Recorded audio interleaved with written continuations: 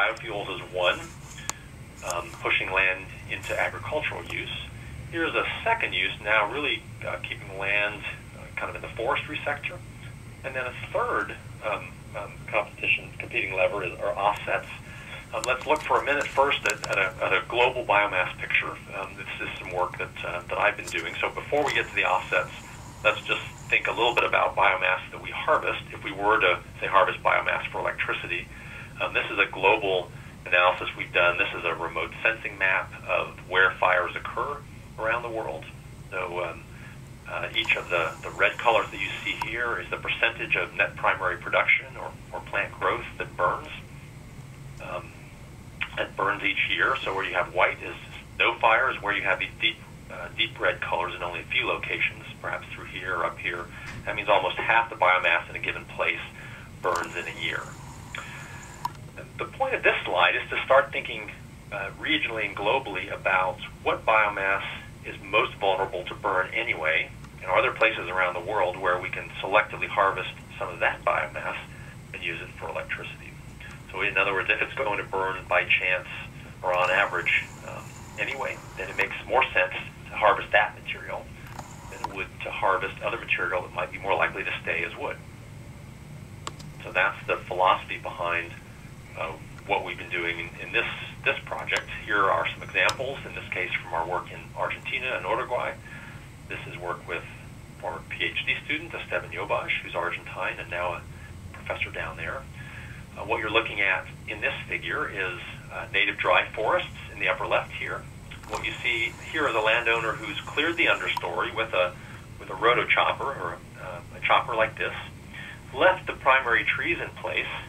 Landowners are already doing that in some cases to promote forage production underneath, the growth of grasses and other things that cattle and goats and such would eat. So this is one way to use land, but still to keep it in native dry forests. Now here's another land use that's occurring very rapidly in parts of Argentina, just as it is in Brazil.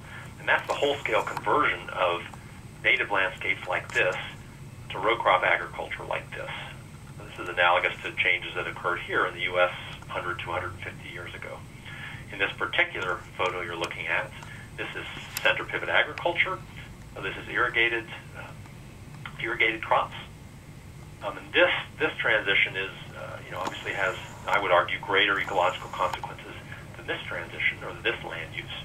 And then here's a third way that people used to use biomass on land for energy. These are old, abandoned charcoal-producing pits.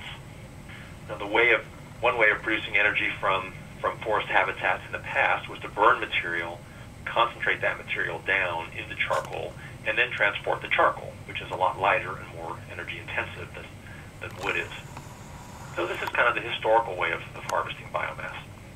So we've been thinking about different combinations like this and asking, taking into account the economics, how cheap labor is, for instance, how likely the biomass is to burn anyway, and then matching up those kinds of factors in analysis that looks at how much energy different countries use and how much they use or lose to fires each year.